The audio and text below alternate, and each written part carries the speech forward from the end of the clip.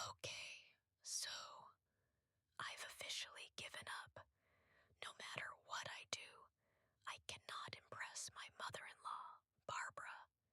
She bakes her own bread. She knits sweaters for her cat. She once ran a half marathon with a sprained ankle and still made banana pudding afterward. And me, well, let's just say I've tried. This year, I was determined. Mother's Day was my moment. I planned a whole brunch at our house. I wore a sundress. I made mimosas. I even folded the napkins into roses after watching a tutorial on the internet for an hour. Barbara arrived precisely 8 minutes early.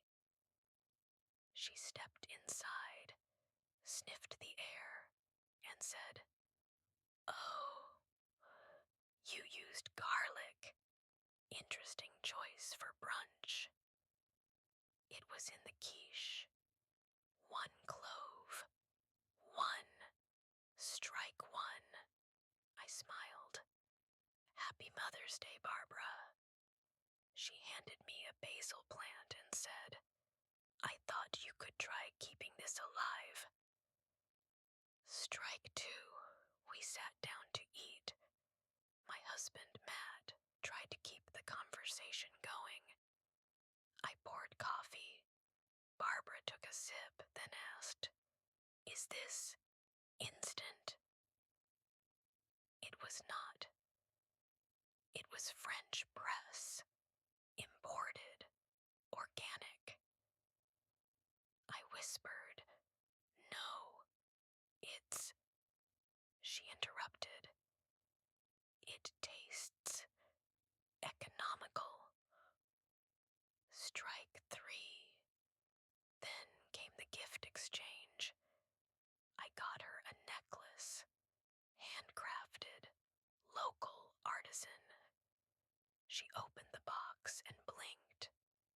"Oh," she said, "I used to have one like this in the 80s.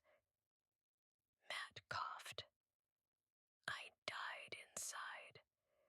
At this point, I thought, fine, maybe I can't win her over with food or jewelry. But laughter, maybe laughter could save the day. So I told a funny story about our honeymoon.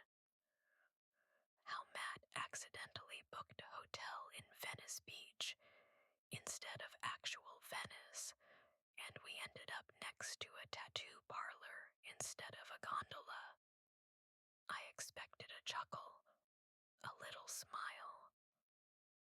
Barbara frowned. "I guess some people don't research properly." Matt muttered, "It was an honest mistake." Barbara looked at him, dead serious. "I raised you better than that." I wanted to crawl into the mimosa pitcher. Then, my cat, Pickles, jumped onto the table and knocked over Barbara's glass of orange juice. Right into her purse.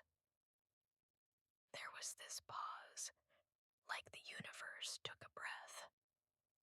Barbara stared at the soggy leather bag and said, "Well, at least the basil plant is still alive." I whispered, "I'll get a towel." She said, "No need. I always bring a backup bag, just in case." That was the moment I realized. She knew. She planned for me to fail. But here's the twist. As she was leaving, she paused by the door, looked at me, and said, "Next year, let's do brunch at my house. But you can bring those napkin roses. They were